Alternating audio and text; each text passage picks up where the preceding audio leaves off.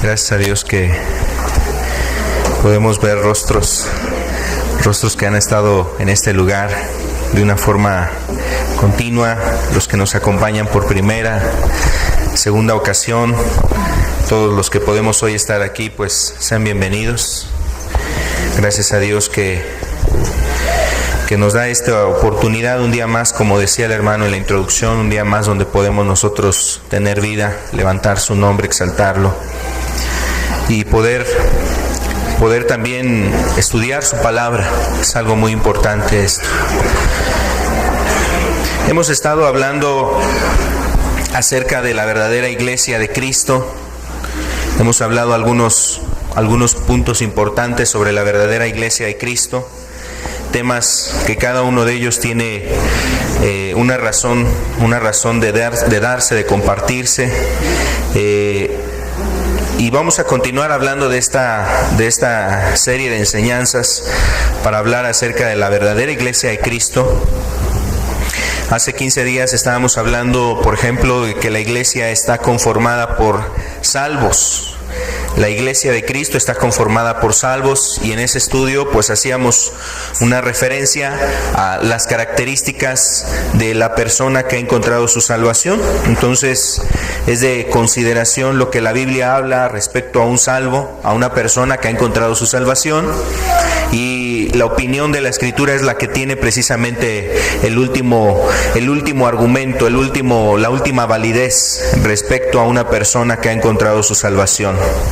Hace 8 días comentábamos, a raíz de que pues se celebran ciertas tradiciones entre nosotros, hablamos de un concepto que viene fundado en la Escritura, en una enseñanza que el Señor Jesús dio en el templo, una enseñanza haciendo referencia al bautismo de Juan, y él indagaba o preguntaba a los fariseos, a los sacerdotes ahí presentes, de quién era el bautismo, si era del cielo o era de los hombres.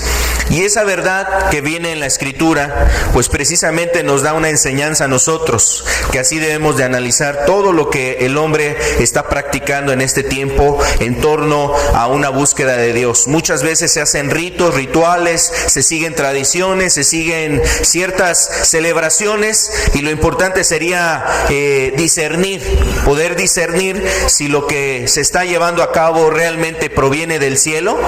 Si proviene del cielo es porque es algo realmente que agrada a Dios, y si no, pues obviamente sería algo de los hombres.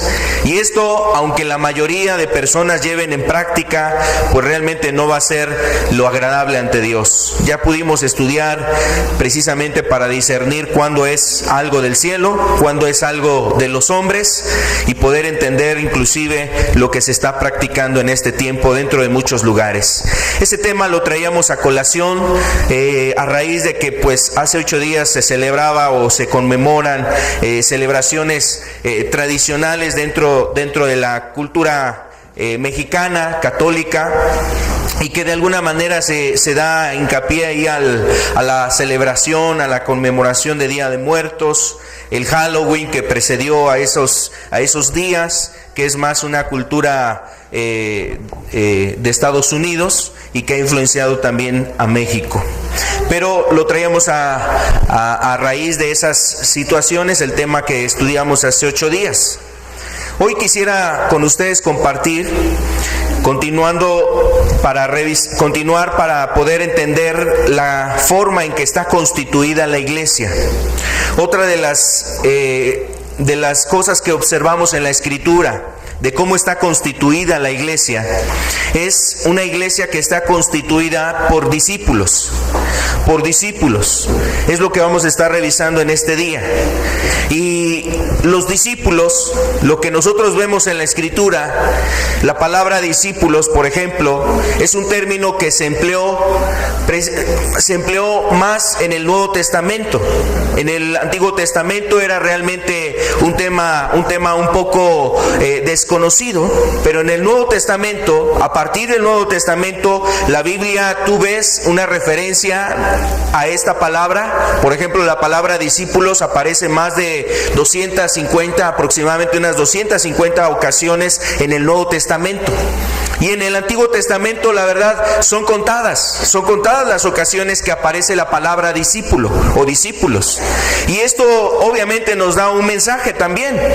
En la Escritura, en el Nuevo Testamento, la Escritura vemos que es un tiempo donde Dios se ha acercado a los hombres, Dios ha visitado al hombre, le ha mostrado el camino para llegar a la vida eterna, le ha mostrado el camino para conocer al Padre. Y entonces de ahí en adelante, cuando estaba la visita de Cristo en medio de nosotros, Jesús caminando en medio de esta tierra, Él precisamente hizo el llamado a varias personas a que fueran en pos de Él, y es ahí donde se usa este término de discípulos, donde varias personas a las cuales Cristo les hizo un llamado, y ese llamado fue un llamado muy específico, muy directo. Un llamado muy claro de Cristo para ellos. Varias personas al escuchar y al entender que Jesús les estaba hablando a sus vidas, mira, la realidad es que oyendo el mensaje de Cristo, aún viendo lo que Jesús había estado haciendo, obras, misericordia en Cristo, el amor, la compasión, en las sanidades de las personas, al observar eso, la gente precisamente tomaba una decisión: este hombre tiene algo diferente. Y la gente entonces consideraba ese llamado como una oportunidad en sus vidas para ir en pos de Cristo, para ir en pos de Jesús. Y ese llamado lo recibieron varias personas. Entonces, es un llamado en el cual Jesús estaba invitando a las personas a venir con Él, a seguirlo, a ir por donde Él estaba, a seguir su enseñanza y sobre todo a vivir precisamente como Él vivía. Era un llamado, en ese caso, a seguir a Cristo. Era una de las formas en las cuales en el tiempo del Nuevo Testamento a las personas, a la gente se le invitaba a caminar con Dios. Entonces, hoy vamos a estar estudiando o revisando este tema para poder entender que a través de esta condición de ser discípulo de Cristo, la iglesia está siendo formada por ellos, o sea, por gente que recibe ese llamado y obviamente que cumple condiciones que ha establecido Jesús para ser discípulo de Él. Vamos a estarlo revisando en este día. Yo los invito a que podamos hacer una oración. Vamos a pedirle a Dios su ayuda. Padre, agradecemos, Padre, tu presencia. Agradecemos la ayuda de tu Espíritu entre nosotros, Señor. Pero sobre todo, Señor, agradecemos que nos das ese privilegio de alabarte y de exaltarte. Señor, la verdad es que pudiéramos estar en esta reunión y toda la reunión pudiéramos dedicarla a levantar tu nombre y exaltarlo, Señor. Y Padre, con eso nuestra alma quedaría sumamente bendecida, Señor, sumamente reconfortada, consolada, Señor. Pero también, Señor, la verdad es que tenemos necesidad de que tu palabra nos hable, Señor, de que tu palabra nos instruya, Señor. Por eso hoy queremos pedirte tu ayuda, que tu Espíritu nos permita, Señor, entender la palabra, Señor. Que el Espíritu hable a nuestros corazones hoy, Señor. Ayúdanos, Padre, te lo suplicamos en el nombre de Cristo Jesús. Amén. Amén, Señor. Mateo capítulo 5, el verso 1. Nos dice aquí la Escritura: viendo la multitud, subió al monte, y sentándose, vinieron a él sus discípulos. Viendo la multitud, subió al monte, y sentándose, vinieron a él sus discípulos. Este pasaje es el pasaje que encabeza uno de los sermones más importantes que vemos en la Escritura. Uno de los sermones más importantes, uno de los sermones más hermosos, una de las predicaciones más especiales que hemos recibido los hombres, y no solamente los que presenciaron ese mensaje, sino cada uno de los que podemos ir a la Escritura y escudriñar lo que dice aquí la palabra de Dios. Es un mensaje donde el mismo Señor Jesucristo, dice la Escritura, que al ver la multitud de gente, las multitudes que se acercaban a Él, y esto lo que precede a este versículo, el verso 1 del capítulo 5, lo que está precediendo es que Jesús había hecho varios milagros, varias cosas, había hecho varias cuestiones delante de las personas, milagros, sanidades, había hecho obras muy hermosas Jesús con las personas, había sanado enfermedades de todo el pueblo. Dice que eran sanadas muchas personas y sanaba toda dolencia y toda enfermedad en medio del pueblo. Echaba fuera demonios y todo eso es lo que había precedido. Entonces imagínate, al ver la gente a un hombre que estaba haciendo los milagros, el favor de Dios manifestado a través de él para con las personas necesitadas, entonces la gente se empezó a acercar, a reunir, a escuchar el mensaje y a ver las cosas que Jesús estaba haciendo. Y entonces cuando Jesús vio que la multitud estaba ahí, Él tomó ocasión para subir a un monte, ahí en esa región de Galilea. Un lugar ahí estuvo Jesús precisamente en un monte. Ocupó un monte para poder alzar su voz y que a larga distancia pudieran escuchar ese mensaje, porque era grande la cantidad de personas que estaban congregadas y reunidas en ese lugar. Pero mira, dice que sube al monte, se sentó y entonces los discípulos estaban con él. Aquí vemos algo muy importante. Varios de estas personas que habla aquí como discípulos seguramente habían sido llamados ya previamente por Jesús, previamente por Cristo, habían recibido algún llamado, un llamado muy especial. Seguramente entre ellos estaban precisamente Pedro, Juan, Jacobo y varios de los discípulos que acompañaron a Jesús, que posteriormente recibieron el nombre de apóstoles. Pero primeramente ellos fueron discípulos de Jesús. Los discípulos que recibieron un llamado particular en su vida. Y bueno, la verdad es que de aquí en adelante se observa cómo los discípulos estaban al lado de Cristo. Lo iban siguiendo. Por donde quiera que estaba Jesús. Iban en el desierto caminando para llegar a un lugar, a visitar y predicar la palabra, las buenas nuevas del Evangelio. Y ahí estaban los discípulos con él. Iban a atravesar el mar para visitar a un alma al otro lado, como en el caso de Gadara, donde visitaron a la ciudad de Gadara y llegaron a aquel gadareno que estaba ahí en los sepulcros durmiendo, un hombre endemoniado, y ahí estaban los discípulos con él en la barca, aún enfrentando esos peligros, enfrentando esas situaciones. Si era necesario ir hacia la región de Galilea, procediendo de Jerusalén, los discípulos tenían que caminar con él. Y transcurrían kilómetros, metros, largas distancias, estaban con Jesús, a veces en ayunas, a veces sin comer, a veces tenían que comer ahí las espigas del campo, a veces la verdad tenían que ver de qué manera sustentar sus vidas. Pero estaban los discípulos con Cristo, ahí estaban los discípulos con el Maestro. Y sabes, aquí lo que nosotros observamos es que los discípulos estaban dispuestos a ir donde su Maestro estuviera. A ir donde su Maestro estuviera, inclusive, aun cuando hubo momentos de oposición, de dificultad en el ministerio de Cristo, tú ves a los discípulos que estaban con él en el templo. Dice la Escritura ahí en Juan, en el capítulo 8, que en un momento determinado, él hablando con los fariseos, con la gente en el templo, la gente se indignó tanto que agarraron piedras y estaban próximos a apedrear al Maestro. ¿Qué habrán hecho los discípulos? ¿Qué habrán hecho los discípulos para evitar que fuese apedreado en ese instante el Señor Jesús? Seguramente lo escondieron, lo atajaron, alguno de los discípulos por ahí se lo llevó entre la turba, entre la multitud de personas, y el Maestro salió. Pero enfrentando peligros, enfrentando hambres, dejando casas, como el mismo Pedro había dicho: Señor, ¿nosotros qué vamos a recibir? Porque aquí que hemos dejado a padre, a madre, hermanos, etcétera. Hemos dejado casas. Y eso era precisamente algo que implicaba el discipulado, o el convertirse en discípulo de Cristo, el estar dispuesto a abandonar muchas cosas, todas las cosas por causa de Cristo. Y vemos cómo en la Escritura el Señor llamó a esos discípulos. Un diccionario nos habla, por ejemplo, un diccionario respecto a la palabra discípulo. Ese término, el término discípulo, era usado y designado para los que seguían, en primera instancia seguían a Juan el Bautista. A Juan el Bautista lo siguieron varias personas y a ellos primeramente fueron los que recibieron el término de discípulos en el Nuevo Testamento. Después aparece Cristo en su ministerio y al seguir a Jesús varias personas, entonces a ellos también se les designó el término de discípulos.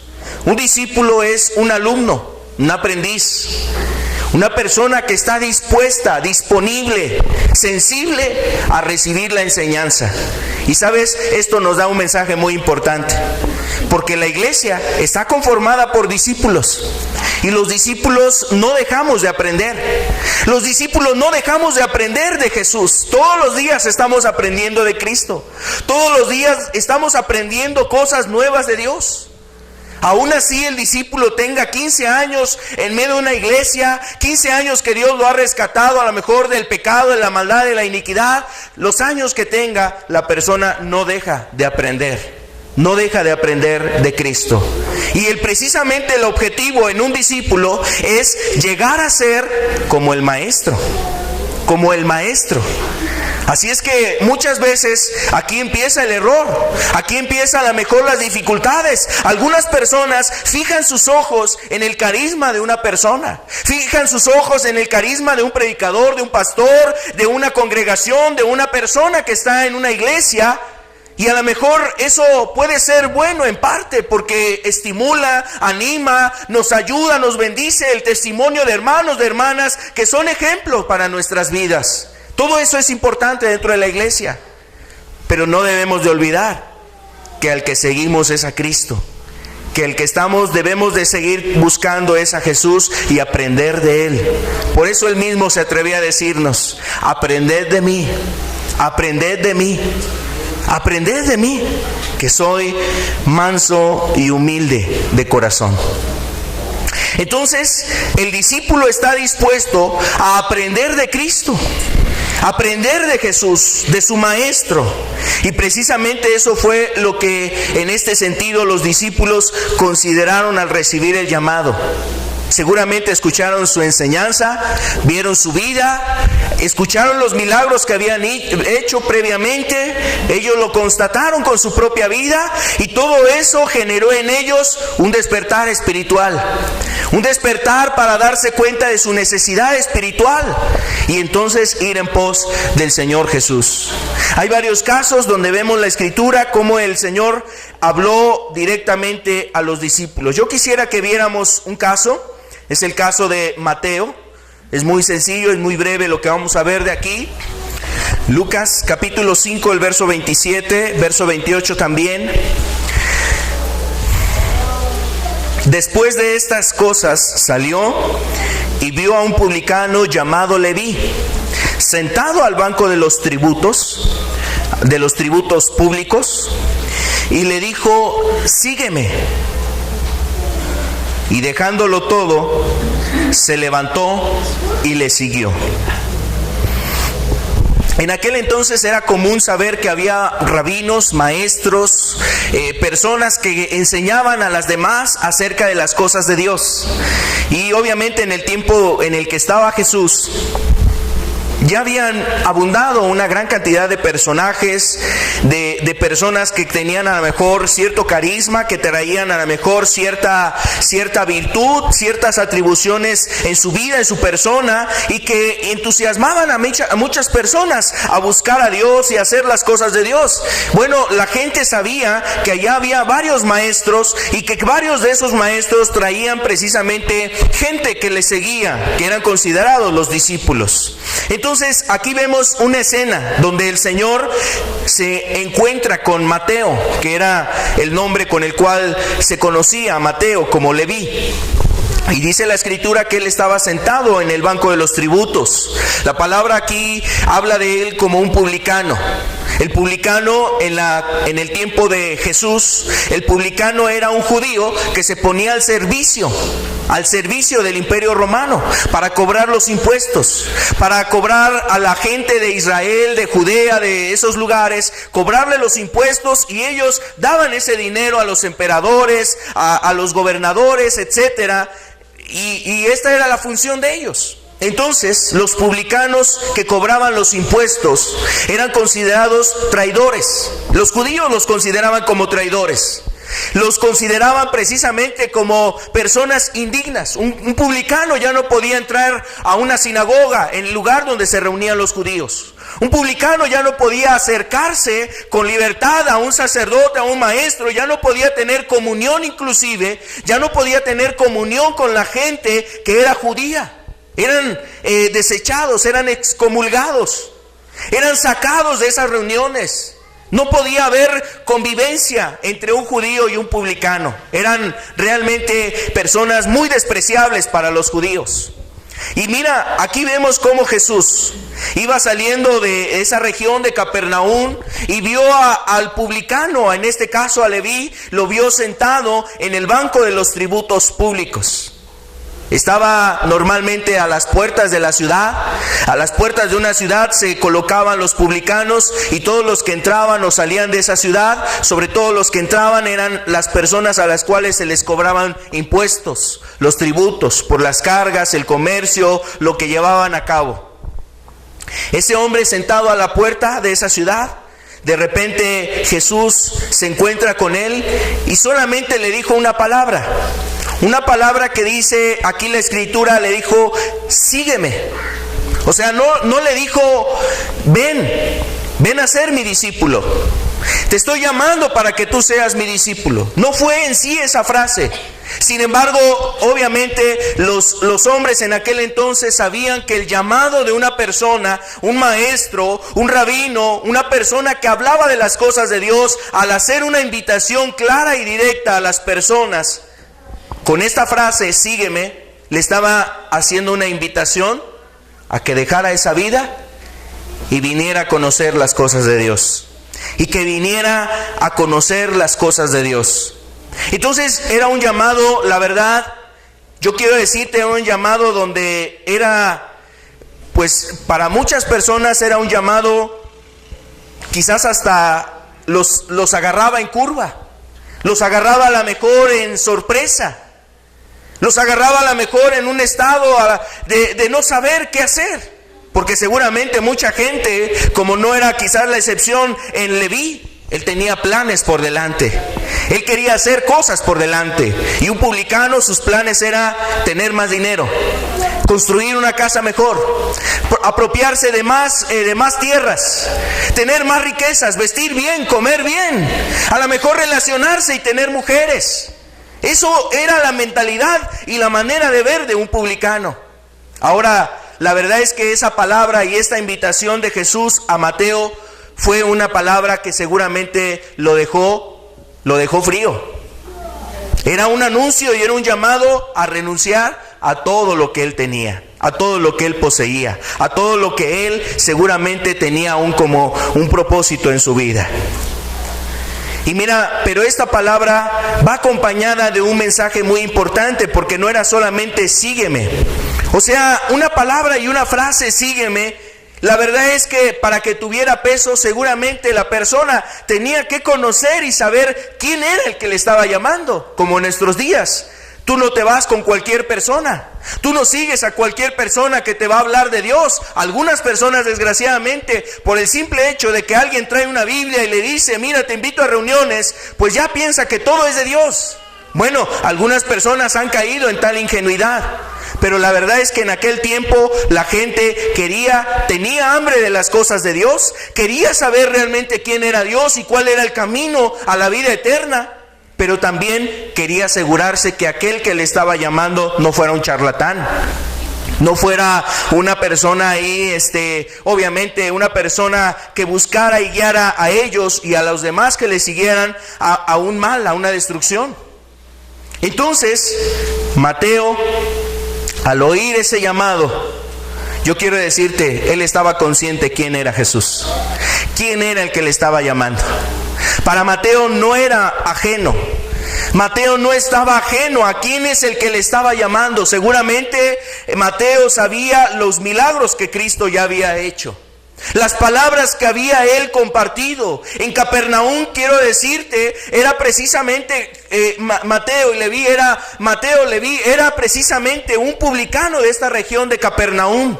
Y sabes, en el lugar donde muchas obras hermosas hizo el Señor Jesús es en esa región, en Capernaum.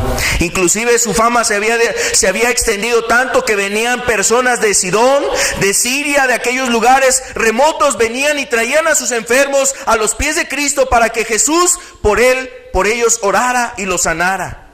Entonces, Mateo no desconocía quién era Jesús. Sabía que era era un hombre que estaba haciendo la obra de Dios. Sabía que era alguien que venía de parte de Dios. Y seguramente en esa misma región se difundió ese mensaje tan importante que compartió el Señor Jesús, el llamado precisamente a que las personas pudieran encontrar su salvación por medio de un arrepentimiento, por medio de una fe verdadera, que hicieran obras de justicia, que amaran a su prójimo. Y el mensaje del Evangelio seguramente había llegado a los oídos de Mateo. Entonces, cuando Mateo escuchó el llamado de Cristo, seguramente sabía quién era ese hombre. No había en su corazón duda ni incredulidad. ¿Quién es este loco? ¿Quién es este hombre que me llama a hacer esta decisión tan importante en mi vida? Sabía que era Cristo el que le estaba hablando. Sabía que era Cristo. Vamos a decir que a lo mejor de pura oída había sabido o conocido de Cristo. Pero después el mismo Mateo constató y comprobó todo lo que había oído del Maestro, que había levantado a muertos, que había sanado toda enfermedad y que sus palabras eran palabras con poder, con gracia, llenas de vida, que guiaban a los hombres a las cosas de Dios. Mateo, escuchando este llamado, entonces dice el verso 28, y dejándolo todo, se levantó y le siguió. Dejándolo todo. Ese mismo llamado, quiero decirte, hace Jesús en este día tu vida. Si tú no has tomado una decisión para seguir a Cristo, si en tu vida has estado ajeno a las cosas de Dios y viviendo más bien envuelto en las cosas del pecado, si en tu vida lo único que has estado considerando y planeando es el qué hacer mañana, al rato, saliendo de este lugar, en la semana, a lo mejor hay personas que han planeado muchas cosas de su vida, pero en esos planes no ha estado Dios en tu vida. En esos planes no has considerado a Dios, la necesidad más importante que hay en tu vida y en tu familia. Ahora pues este es el tiempo en el cual Jesús te dice, sígueme. Mira, Jesús te hace un llamado, Él conoce tu nombre, así como conocía a Mateo, también te conoce a ti. Él sabe cuáles cosas has vivido, Él sabe cómo ha sido tu vida, Él sabe el vacío de tu alma, Él sabe en qué pecados tan horribles has estado en estos días, Él sabe cuántas cosas le has ofendido y le has agraviado. Sus ojos desde el cielo te han mirado ahí en la oscuridad, en lo oculto, donde te has pensado ocultar de los hombres, pero no has podido ocultarte de Dios. Y Él es el que te llama y te dice, sígueme. Para que tú dejes tu vida de pecado, para que tú abandones esa vida de pecado. Y ese llamado se distinguió, así fue para Mateo, así fue para Pedro, así fue para cada uno de los discípulos, para todos los que Jesús llamó. Y no solamente de aquel entonces, a todos los que Cristo ha estado llamando en las distintas épocas, edades de la humanidad. Jesús ha estado llamando a los hombres. Hoy Jesús te llama. Hoy Jesús quiere que tú tomes una decisión con Él. La decisión y el compromiso es con Cristo. No es con un servidor, no es con esta institución, no es con una institución, no es con esta congregación, es con Cristo. Y el llamado lo hace Jesús a tu vida porque Él te conoce, porque Él sabe quién eres, Él sabe tu nombre, Él sabe precisamente cómo has vivido. Él es el que te llama. Y Él te hace ese llamado para que tú lo dejes todo y lo busques con todo tu corazón. Ese llamado recibió Mateo. Y nos dice, ya leíamos el verso 28, nos dice que él dejándolo todo, enseguida se levantó y fue tras Jesús, fue tras el Maestro. Entonces imagínate, este hombre dejó seguramente sus adulterios, dejó su borrachera, dejó sus mentiras, dejó de meterse con las rameras, dejó las orgías que organizaba en sus casas, unos bacanales, unas fiestas donde terminaba precisamente en orgía y donde dejaba todas esas cosas, dejó su amargura y su resentimiento. Dejó todas esas cosas por seguir a Jesús, sabiendo que el que le estaba llamando era alguien especial. Y también sabía que esa oportunidad quizás no se iba a volver a dar. Sígueme. Y ese sígueme no tenía respuesta, déjame pensarlo, dame 3 días. La siguiente semana que vuelvas a pasar por este lugar, ahora sí me invitas y le voy a echar ganas. No, era en ese momento la respuesta. Era en ese instante el llamado que tenía Jesús para este hombre. Mira, a veces tú y yo nos atrevemos quizás a darle largas a Dios y a considerar y a pensar: la siguiente semana, Señor, ahora sí me voy a entregar. La siguiente semana, Señor, ahora sí le voy a echar ganas. Ya cuando pase este año, Señor, porque ya vienen las fiestas, ya vienen las posadas, ya vienen todas estas celebraciones. Hay muchas cosas que hacer, diversiones. Y mira, seguramente muchos de los que hoy estamos aquí, yo quiero decirte, el siguiente año en enero, seguramente varios rostros de los que estamos aquí no los vamos a volver a ver. No los vamos a volver a ver. Porque en esas temporadas que vienen, mira, mucha gente tropieza, mucha gente cae ahí en el pecado, se enreda en el mundo, es absorbida por el mundo, y el pecado nuevamente se enseñoría de muchas personas. Muchas personas empiezan a dejar la voluntad de Cristo porque no hay un compromiso firme con Dios. No hay un compromiso serio con Jesús. No nos atrevamos a condicionarle a Cristo la oportunidad y el privilegio que nos está haciendo a seguirle. Es un privilegio, es un grande privilegio. Es un grande privilegio lo que Jesús hace en tu vida, el llamarte. Mira cuántos millones de almas hay en este tiempo sobre la tierra, y la verdad es que esas personas, quizás muchos de ellos, no han escuchado un mensaje que quizás tú has oído. No han oído que tienen que arrepentirse, no han oído que Jesús les ha buscado, no han oído que Cristo ha muerto por ellos, no han escuchado que Jesús quiere hacer unas cosas nuevas y hermosas sobre su vida. Y tú que tienes esa oportunidad de escuchar, y que Jesús te invita a formar parte de su iglesia a través de este llamado de ser un discípulo de Cristo, muchas veces hay personas que se atreven a decir: déjenme pensarlo. Poco a poco, hermano. Es que no es tan así, tan rápido, no es tan así, tan rápidas las cosas. Déjeme llevármelo con calma, deje que lo dijera, y entonces ya tomo decisiones con Dios. Así no es. Jesús, si te hace el llamado hoy, ¿cómo puedes tú atreverte a decirle a Jesús: déjame pensarlo, dame tiempo, dame oportunidad de considerar varias cosas? Es que tú no entiendes, Jesús, tú no sabes todo lo que tengo, las luchas, los problemas, las enfermedades, la dificultad económica, mis amigos, mi familia se van a burlar, se van a levantar en mi contra. ¿Y cuánto estas cosas generan tropiezos sobre las personas? Jesús te está llamando y te dice: sígueme. Tú tienes esa decisión. Jesús, al ver a Mateo, le llamó, y con esas palabras lo estaba invitando precisamente a ser su discípulo. Ahora quiero decirte que ese llamado, decíamos hace un momento, es especial, es particular.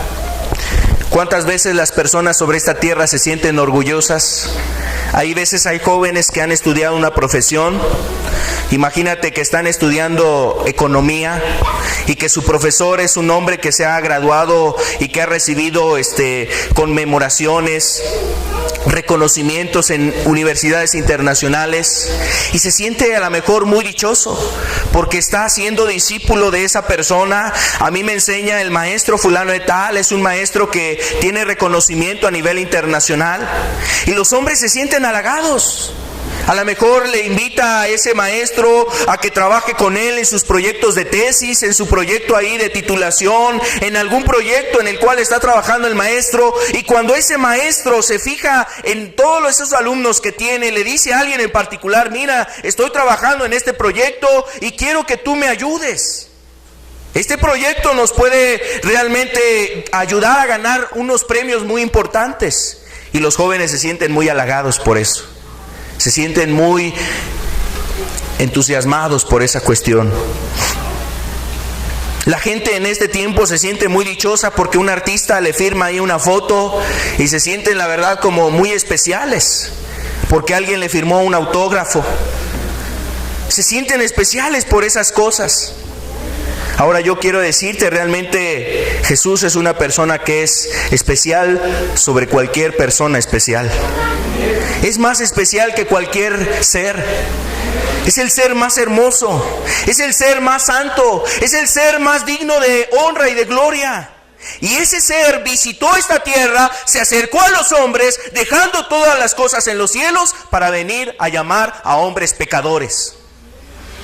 Y vino a invitar a los pecadores a que le siguieran. Gente que no vale nada, gente que realmente no merece la aprobación de Dios, gente que no merece la conmiseración de Dios, que más bien merece el infierno.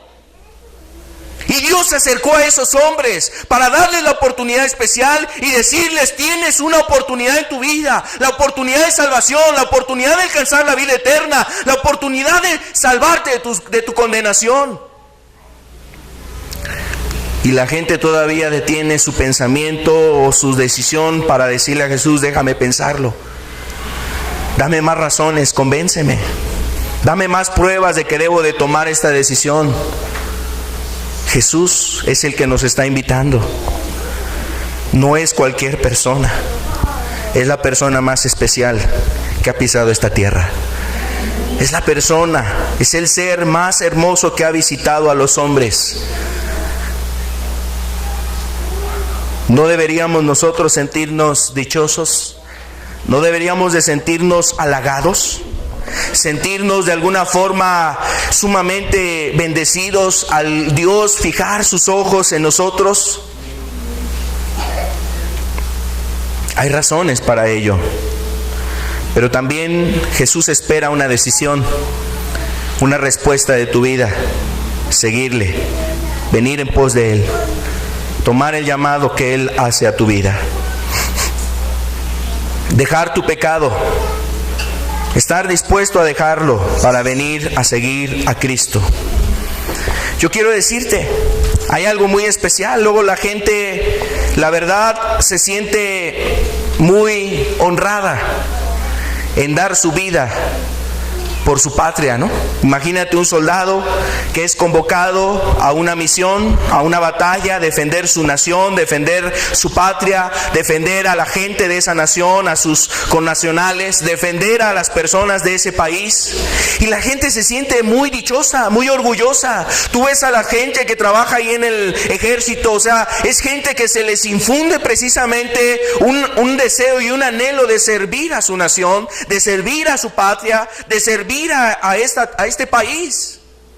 Y muchos de ellos con toda sinceridad lo hacen y lo entregan y lo hacen con ese fervor y esa devoción casi religiosa, casi una devoción hacia la nación.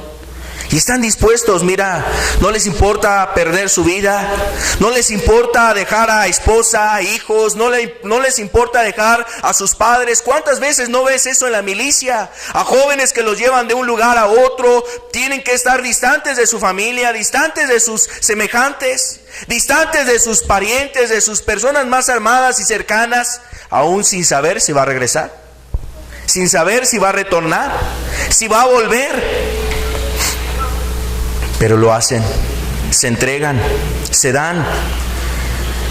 Lo hacen con una satisfacción. Entregan sus vidas por esas razones patrióticas que tienen. O hombres que entregan su vida por ideales políticos, expuestos a que los maten, los acribillen, los desaparezcan, cometan algún mal contra ellos o contra su familia. Y aún así hay gente que en este tiempo da esas cosas por sus ideales, da esas cosas por estas cuestiones terrenales. Da su vida, entrega su ser, entrega su tiempo, da de sus cosas, da de su dinero, da de sus fuerzas, da su vida por estas cosas. Entonces el ser llamado a ser discípulo no es cualquier cosa. Implica realmente no retroceder, no volver atrás, estar dispuesto a todo con Cristo. Y sabes, ¿cuánta gente se siente orgullosa de lo que ha hecho y de esas decisiones que ha tomado al servir una idea política, una nación, etcétera? Yo quiero decirte que realmente una persona que ha conocido y que ha valorado el sacrificio de Jesús, que ha valorado, que entiende el sacrificio de Jesús, está dispuesto también a corresponder a ese sacrificio, a corresponder a ese sacrificio. El entender ese amor maravilloso no puede quedar satisfecho sino por una entrega completa y total de su vida. No hay otra manera de poder cumplir satisfactoriamente la expectativa y el anhelo que tiene Dios al haber dado su vida, al haber entregado a su Hijo, Cristo Jesús, al haber puesto su vida en la cruz por ti, por mí, dejándose escupir, dejándose maldecir, dejándose menospreciar por los hombres. No está esperando una respuesta menor que tu sí y decirle a Jesús: estoy aquí, Señor, para seguirte. No está esperando Jesús algo menor a eso. Sería ofensivo de tu parte decirle a Jesús: déjame pensarlo, déjame considerar, déjame que pase este tiempo, déjame que pasen estas cosas, se arregle mi vida, mi matrimonio, deja que mis padres no sean tan duros conmigo y entonces voy a tomar la decisión. Jesús está esperando este momento en tu vida, que tú digas: aquí estoy, Señor, que estés dispuesto a dejarlo todo por seguir a Cristo. Ahora, si ha habido personas que han estado dispuestas a entregar su vida por ideales, por una nación, por proyectos personales, inclusive hay gente que deja familia por una relación, por ejemplo, jóvenes que abandonan a sus padres, o padres que abandonan ahí un hombre, una mujer que abandona su matrimonio, abandona a sus hijos por una nueva relación. Y ese tipo de cosas vemos cómo la gente se aventura y hace esas decisiones sin calcular costos, sin calcular muchas cosas, pero para las cosas de Dios el hombre le tantea, mide el agua y de alguna manera tienta si no está muy fuerte la situación. Jesús busca realmente gente que esté dispuesta. Yo quiero precisamente mostrarte esas características que de alguna forma hemos referido ya en esto que hemos estado platicando, pero hay condiciones para que uno pueda ser discípulo de Jesús. Y esas condiciones nos las estableció el mismo Señor Jesucristo. Las condiciones las ponemos delante de cada uno de los presentes para que entendamos esa condición y tú tomes la decisión de seguir a Jesús. Vamos a ver la primera condición. Jesús nos pide una condición, es la más importante, y es un amor supremo por Cristo. El amor supremo por Cristo. Y esta condición implica el hecho de que no debe de haber ni hay alguien más importante en tu vida que Cristo. No hay alguien más importante, no hay alguien quien esté por encima en tu vida. Vamos a ver lo que decía Jesús aquí en Lucas capítulo 14, el verso 26. Dice: si alguno viene a mí y no aborrece a su padre y madre, y mujer, e hijos, y hermanos, y hermanas, y aún también su propia vida, no puede ser mi discípulo. Si alguno viene a mí y no aborrece a su padre, a su madre, mujer, hijos, hermanos, hermanas, y nos dice también tu propia vida, no puede ser mi discípulo. Algo importante de aclarar en este texto, no se refiere cuando dice aborrecer, no se quiere que tú tengas, no se refiere a que tú tengas mala voluntad o un resentimiento, un odio en contra de estas personas referidas en el versículo, una mala disposición hacia tus familiares, sino lo que significa y lo que se refiere es que tu amor por Cristo debe de estar denotado, manifestado, claramente evidenciado hacia Él precisamente como lo más importante antes que a estas personas. Y aquí muchas veces en una cultura mexicana la verdad es que la gente, es bueno que se ha dado ese lazo familiar que hay ciertos lazos familiares que unen a las personas, desgraciadamente ya algunos desvirtuados, algunos malentendidos y que han llevado a muchos males a las personas. Sin embargo, vemos a familias que cuando Jesús viene a sus vidas, cuando Cristo viene a hablar, alguna de esas personas dentro de la familia, las personas anteponen a sus familiares. Es que mis padres, es que mi esposo, es que mi esposa, es que mis hijos, o es que tales personas no me permiten. Y esa indisposición a amar a Jesús sobre todas las cosas, a muchas personas les priva, les evita el poder ser discípulos de Cristo. Y no solamente al inicio, no solamente al inicio de la caminata con Cristo, aún va transcurriendo el tiempo y mira, de repente tú empiezas a mirar a tu alrededor y empiezas a ver personas que hace unos años atrás venían a tu lado, personas hace unos años atrás venían caminando contigo en las cosas de Dios y de repente por una u otra situación se alejan. Pueden ser familiares, personas muy próximas, se apartan de ti o se apartan más bien de Cristo, ya no están caminando contigo y eso a muchas personas les ha generado también un tropiezo en su vida, porque ya no viene su familiar, porque ya no está con ellos ahí en la reunión el primo, el hermano, el tío, tal persona, y eso les desalienta y les evita continuar en las cosas de Dios. El amor debe ser un amor que esté por encima, me refiero al amor a Cristo, por encima a cualquier persona, aún a tu padre, a tu madre. Y no se refiere, reiteramos, a una mal disposición o una mala voluntad hacia ellos, hacia los familiares, sino un amor que esté enfocado primordialmente en la persona que es Cristo, en Cristo Jesús. Y aún también nos dice, y aún tu propia vida. Esto tiene mucho que ver precisamente con el primer mandamiento. El primer mandamiento nos dice la Escritura: amarás al Señor tu Dios con todo tu corazón, con toda tu mente, con todas tus fuerzas, con toda tu alma. Y dice: amarás a tu prójimo como a ti mismo. El orden que establece Dios es Él primeramente, después tu prójimo y al último tú. Y ese es el mandamiento que establece Dios en su palabra para los hombres que quieren seguirle. Este es el orden que debe de haber. Aún debes de estar dispuesto a aborrecer tu propia vida, aborrecer aquello que te ha estorbado para buscar a Dios, aborrecer tu apatía, aborrecer tu falta de decisión, aborrecer inclusive el pecado que has abrazado y que tanto has amado hasta esta fecha, que has estado albergando, que has estado cobijando, poniéndolo ahí en tu seno, dándole cavidad ahí en tu casa, le das un rinconcito, lo admites en tu vida, lo cargas ahí en tu mochila, lo llevas ahí donde quiera que vas. Está precisamente aquello que has amado aún sobre Dios, porque te ha llevado al pecado, a la mentira, a la lujuria, no sé a cuántas cosas te ha llevado a tropezar esas cuestiones, y aún a eso es a lo cual Dios te pide que tienes que renunciar, porque está muy relacionado mejor con tus anhelos muy particulares, que nada tienen que ver con lo de Dios, y Dios te pide que debes renunciar a eso. Otro aspecto que pone Jesús como una condición es el negarse a uno mismo. Podemos decirlo también, negarnos al yo. Negarnos al yo.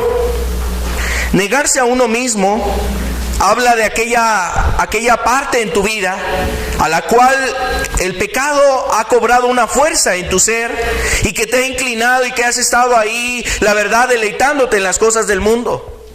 Dice la Escritura, el hombre ha aborrecido lo de Dios. Dios hizo al hombre recto, pero cada uno buscaron sus propias perversiones. Cada uno buscó su propia perversión. Y obviamente el hombre ha buscado esa perversión.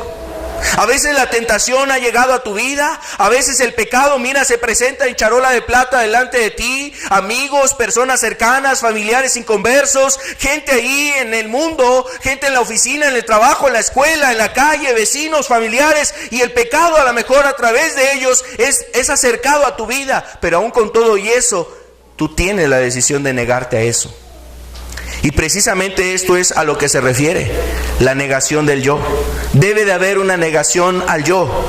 Ese yo o esa parte de tu vida que se ha inclinado hacia el pecado, que se ha deleitado en el pecado, que anhela buscar el pecado. Jesús en Mateo capítulo 16, verso 26 nos dice, es 16, verso 24. Entonces Jesús dijo a sus discípulos: si alguno quiere venir en pos de mí, entonces estaba diciendo que si alguno quiere ser su discípulo, ¿no? Si alguno quiere seguirme, si alguno quiere venir detrás de mí, dice, niéguese a sí mismo. Niéguese a sí mismo, y es una condición que establece Jesús. Tú no puedes ser, ni vas a poder ser discípulo de Jesús si no le has entregado tu vida a Cristo. No puedes servir a dos señores, lo dijo claramente Jesús.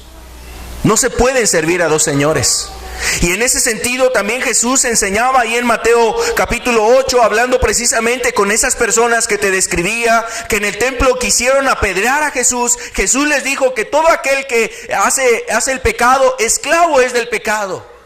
Se enseñorea el pecado de esas personas. Y obviamente las personas voluntariamente han rendido su vida al pecado. Y cuando la persona quiere venir a Cristo, cuando la persona ahora quiere caminar con Jesús, tiene que negarse a ello, al pecado. Tiene que rendirle todo a Cristo. Tú no puedes ser un discípulo de Jesús si no le entregas tu vida a Jesús. Si en tu corazón todavía albergas amargura, rencor, albergas ahí algún vicio, albergas en tu corazón a lo mejor la fornicación, albergas ahí el adulterio, si todavía tu corazón anhela lo del mundo y estás pensando en las cosas del mundo, en el cine, en las diversiones, el fútbol, las revistas, todos los placeres de esta tierra, si tu corazón anhela esas cosas, tú así no vas a poder seguir a Cristo. No vas a poder ser un discípulo de Jesús. No vas a poder seguir las cosas de Cristo. Mira, a la mínima tentación, aunque tú ahorita levantes tus manos, tú pases aquí al frente y digas, yo quiero seguir a Cristo, a la vuelta de la esquina, tú vas a volver a caer en el pecado. Tú vas a ser de esas personas que le den la espalda a Cristo. Aunque ahorita, mira, con tu boca y con tus labios tú digas delante de Dios, yo quiero seguir a Dios, yo quiero hacer su voluntad. Y a lo mejor varios de los presentes nos enteremos de esa decisión tuya. La verdad es que si en tu corazón tienes el anhelo de las cosas del mundo y el pecado, no te estás negando a ti mismo. Y obviamente el pecado nacerá, saldrá a la luz, se verá, se manifestará en un determinado tiempo. Quizás pueden pasar años, quizás pueden pasar unas semanas y dices, ya dejé este pecado, ya dejé las maldiciones, ya dejé la fornicación, ya dejé la pornografía, ya dejé estas cosas. Y empiezas a lo mejor sentirte bien contigo mismo. Pero realmente no hay una negación al yo. A lo mejor nada más te estás reprimiendo. Y por dentro, la verdad, tu corazón es como un caballo desbocado que quiere salir y correr al pecado. Pero por fuera la apariencia es otra, sumisa, noble, sensible, anhelando las cosas de Dios, pero en tu corazón está el pecado. Dice la Escritura que nosotros debemos de entender y saber que engañoso es el corazón y perverso más que todas las cosas. Engañoso y perverso es el corazón más que todas las cosas. ¿Quién lo conocerá? Dice el profeta. ¿Quién lo conocerá? Y la respuesta es muy hermosa: yo Jehová. Dios conoce tu corazón. Y Él entiende si realmente tienes tú la decisión y la disposición al negarte a ti mismo. A negarte a ti mismo. Y si realmente quieres negarte a ti mismo, tú puedes ser entonces esa persona que camine con Cristo, porque Él te va a dar su gracia, porque Él te va a dar la fuerza, porque Él te va a ayudar a vencer la tentación. Pero si no hay una negación, la verdad es que a veces la gente en esto se atora y se engaña, pensando en que pues ha hecho una confesión, ¿Está dispuesta? Ya dijo 1000 veces que sí va a seguir a Jesús. Se le vio llorando, se le vio muy quebrantado, se le vio a lo mejor con un entusiasmo muy grande de buscar a Dios. Pero la verdad es que el pecado aparece en un determinado momento. Jesús, que lo escudriña todo, sabe cuál es la actitud de tu corazón, si realmente estás dispuesto a renunciar a todo. Leví no se trajo sus centavitos ahí cargando, no se trajo una bolsita de los impuestos para decir, pues por si hay necesidad ahí en el camino, quién sabe qué me espera, no sé a dónde voy a llegar, mejor me prevengo, mejor me preparo. O sea, no, él lo dejó todo, él sabía que tenía que cortar con todo lo tenía que dejar,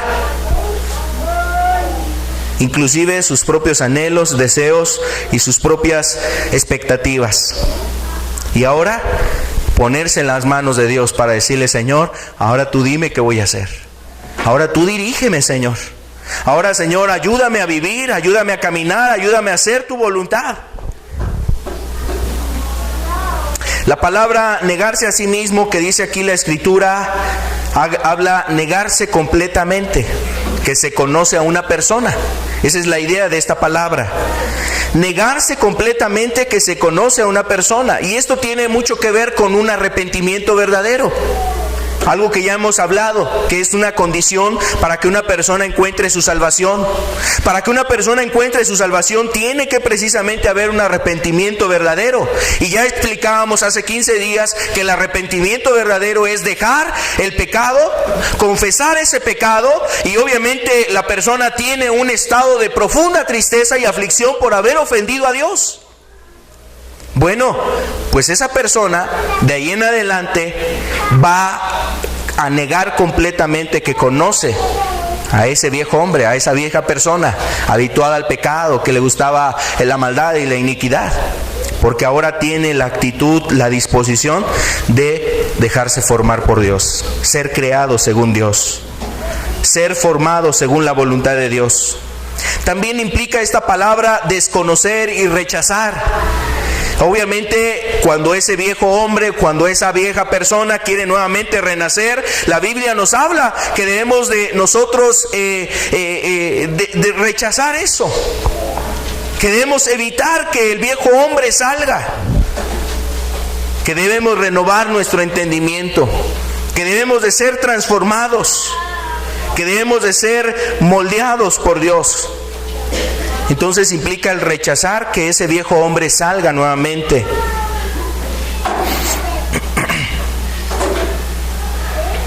Este término, la negación del yo, tiene mucha relación con una sumisión completa al señorío de Cristo.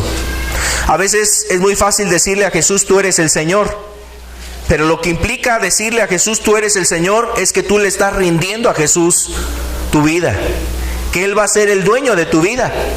Y como Jesús es el dueño de tu vida, pues obviamente el Señor, que es Cristo y que es santo, pues no le gusta que tú vivas en el pecado.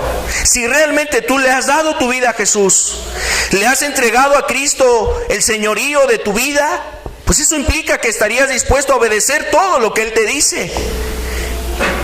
Entonces, el negarse a uno mismo está relacionado y significa también una sumisión completa a ese señorío de Cristo, donde tú ya no eres el gobernador de tu vida. No, pues es que así soy yo, esto es de sangre, esto es de familia, esto es ya de tradición en nuestra casa, así somos los Gómez, así somos los Pérez, es que así somos nosotros en esta familia, así somos nosotros de Don Juanes en esta familia, así nos ha gustado el alcohol, nos ha gustado la embriaguez, la borrachera, ya eso es un hábito dentro de la familia, ya está en nuestra sangre, dice la gente. Cuando uno le entrega el señorío a Cristo, ya no eres tú el dueño de tu vida. Ahora es Jesús el que gobierna en tu vida. Mira, a veces, aún como cristianos, a veces que las cosas de Dios se nos pueden hacer como una cuestión común, rutinaria, tradicional, el orar, el leer la Escritura, el venir a una reunión. Y a veces perdemos de vista lo que ya tiempo atrás le hemos dado a Cristo, el señorío de nuestras vidas. Y a veces por ciertas situaciones nosotros perdemos de vista que Él es el Señor de nuestra vida. Que Él es el Señor de nuestra vida.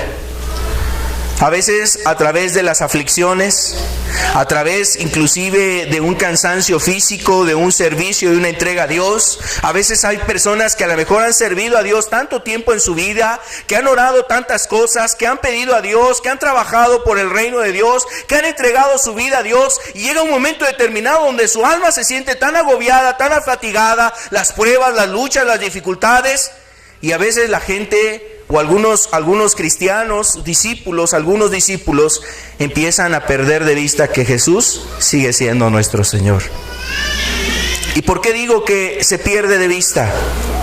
Porque a veces empezamos a confiar en nuestros métodos y formas. A veces empezamos nosotros aún a desalentarnos y a decir, no, yo creo que Dios no me oye, yo creo que Dios no quiere esto, yo creo que Dios ya me ha desechado. Yo creo que Dios ya no está bien, o sea, ya no está bien mi vida delante de Dios. Y mira, la verdad es que Jesús nos ha comprado con su sangre. Jesús nos ha comprado con su sangre, y si Él nos ha limpiado, bien dice la Escritura, ¿qué condenación hay para los que están en Cristo? Ninguna condenación hay para los que están con Cristo. Y también la Escritura nos habla que nada puede separarnos del amor de Dios. Él es el que ha tomado el señorío de nuestras vidas. Aun cuando nuestra vida espiritual enfrenta luchas, dificultades, cansancios, desánimos, tribulaciones, tentaciones, pruebas, dificultades, con todo y eso, Él sigue siendo nuestro Señor. Y a veces nosotros le decimos, Señor, yo ya no quiero esto. Yo ya quiero salir de este tiempo de prueba. Yo ya quiero, Señor amado, que otros tiempos vengan a mi vida. Yo ya quiero que las cosas cambien. Ya quiero que las cosas pasen, Señor. Y no entendemos que el Maestro está quizás, así como eran formados aquellos muebles para el tabernáculo a martillazos, eran pasados en el fuego para darles la forma necesaria, para fundirlos, para purificarlos, para que salieran relucientes, para que fueran útiles en la casa de Dios. A veces Dios, con su señorío, trata nuestras vidas para traer cosas mejores: justicia, piedad, santidad, amor, pureza, fe y todas estas cosas. ¿Sabes por qué? Porque Él es el Señor. Y Él es nuestro Señor. Decía Job, ¿que acaso nada más los bienes vamos a recibir de Dios y no los males? La verdad es que el Señor ha sido muy bueno, nos ha cuidado, nos ha ayudado, pero también a través de las dificultades nos ayuda, nos prueba, nos ministra. Debe de haber una sumisión absoluta al señorío de Cristo para negarse a uno mismo. Otra característica, otra condición para ser el discípulo de Cristo es la elección deliberada de la cruz. La elección deliberada de la cruz. ¿A qué me refiero con este término? Nos estamos refiriendo a escoger. O sea, como que en esta elección no tienes dos opciones. O es la cruz o es la cruz. Y obviamente es algo voluntario. Dios no forza a nadie, pero para que tú puedas ser un discípulo debes de estar dispuesto aún a tomar la cruz. Vamos a ver lo que dice aquí Mateo, el capítulo 16. En el mismo verso 24, nosotros ya habíamos leído: si alguno quiere venir en pos de mí, niéguese a sí mismo. Pero sigue diciendo el verso: y tome su cruz. Y tome su cruz. La Escritura, cuando habla aquí de la cruz, no se refiere a un crucifijo, como algunas personas se cuelgan aquí una medalla, un escapulario, alguna alusión a un amuleto, algo que simbolice una cruz, como una representación de que son cristianos o de que están cargando su cruz. No se refiere a eso. Tampoco se refiere a una enfermedad física, una angustia, porque algunas personas a eso le refieren: estoy tomando mi cruz. Es que tengo una enfermedad sobre mi vida y seguramente esa es la cruz que Dios me puso. Algunos piensan que la cruz es la angustia que pasan con un marido a lo mejor perverso, malo, tirano, no lo sé. Y algunas personas dicen: es que esta es mi cruz, Dios me ha dado a esta cruz a través del marido que tengo. Otros piensan que a través de los hijos que les tocó. Así dice la gente: es que el hijo que me tocó, la verdad es como una cruz que yo llevo, una angustia que me genera. Otros piensan que la cruz es a lo mejor la situación y circunstancia que están pasando, sea una situación en su vida laboral, sentimental, en su vida física, alguna enfermedad o algo por el estilo. Cuando algunas personas enfrentan una noticia inesperada, una enfermedad indeseada, obviamente una enfermedad muy cruel, me refiero por ejemplo a un cáncer, una enfermedad por ese estilo o ese tipo, la gente en algunos momentos dicen: yo creo que Dios está poniendo sobre mí una cruz y debo de llevar esta cruz. Bueno, la Escritura cuando nos dice tome su cruz, no se refiere a estas cosas que la gente se ha ideado y ha querido considerar como tomar la cruz. La Escritura cuando habla tomar la cruz se refería a estar dispuesto a llevar la muerte. En el tiempo de Jesús, la cruz representaba muerte y vergüenza. El tiempo de Cristo, la cruz simbolizaba muerte y vergüenza.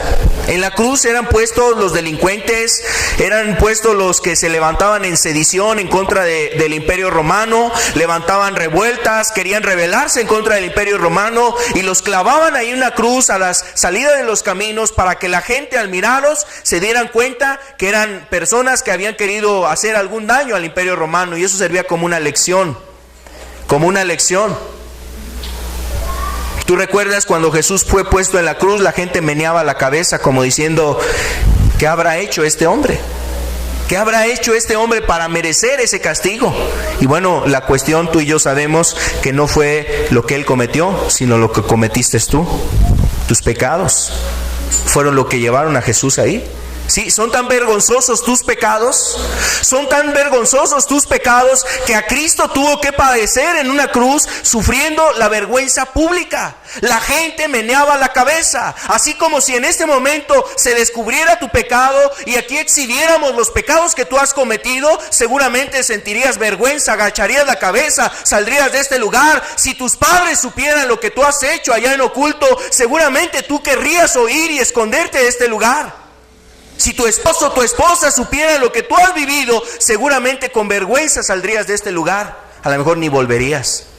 Bueno, pues un día Jesús estuvo en la cruz, bañado de vergüenza, exhibido como una vergüenza pública ahí, puesto delante de la multitud como una vergüenza. Pero no eran sus pecados, no fueron sus obras, no fueron sus hechos, sino fueron los tuyos y los míos.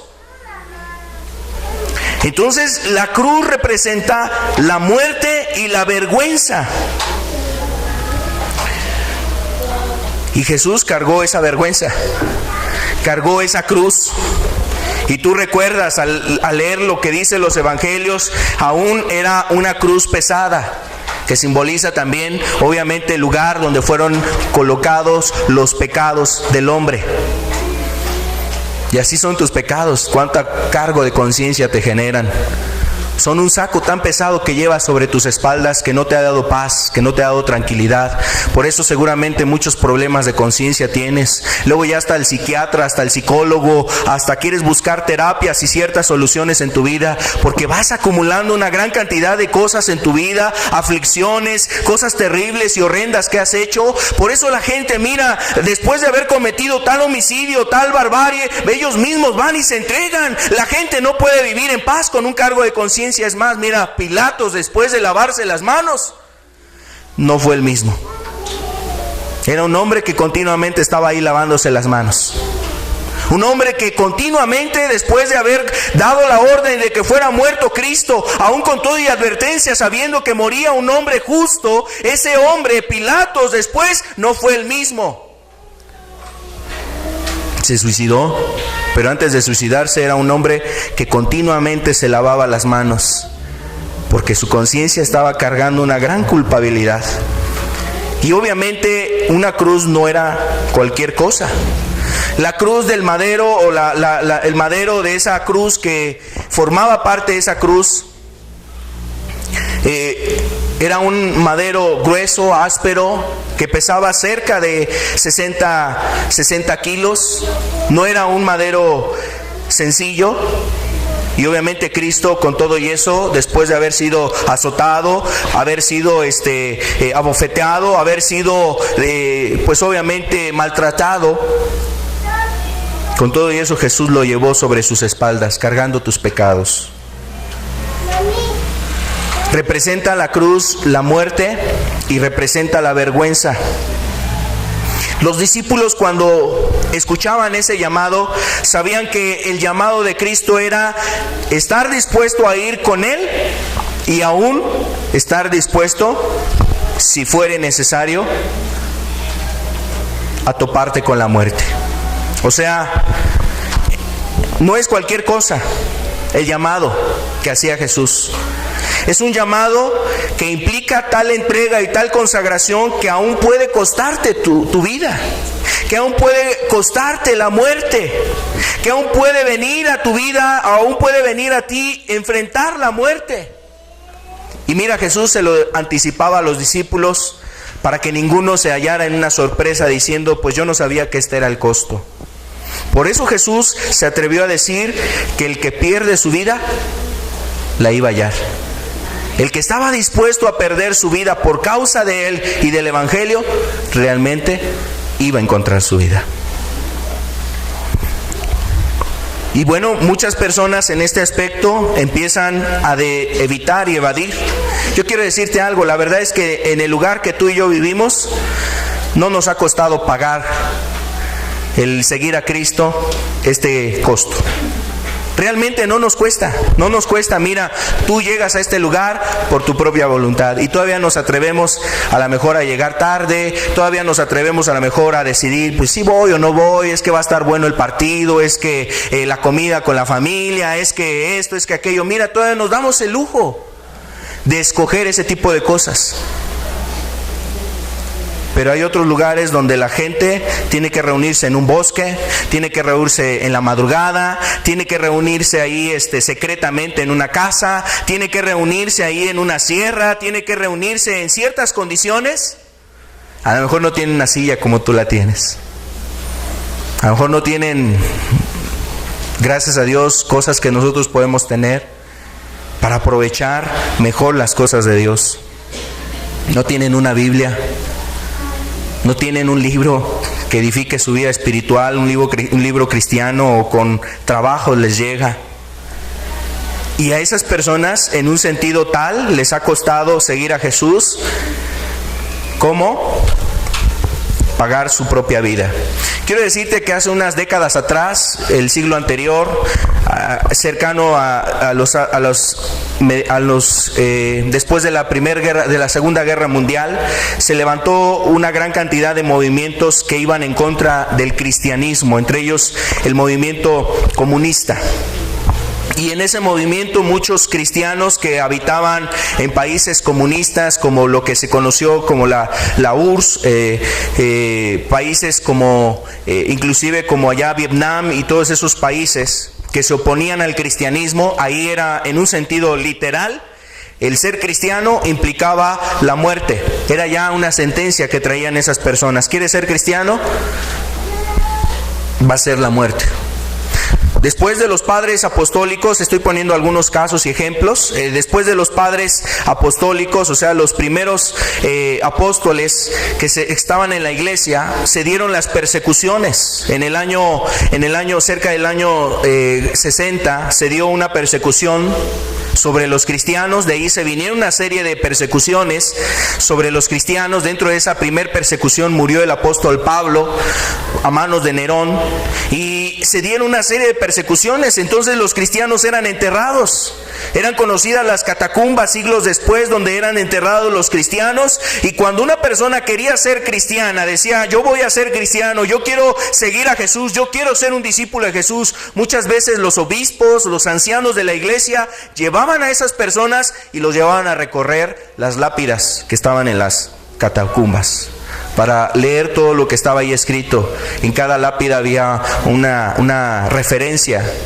Murió despedazado por los leones, murió traspasado por un gladiador, murió torturado, murió crucificado, murió quemado como una antorcha. Y entonces, al recorrer esos pasillos en las catacumbas, todavía después se les preguntaba a aquellas personas: ¿quieres ser un discípulo de Cristo?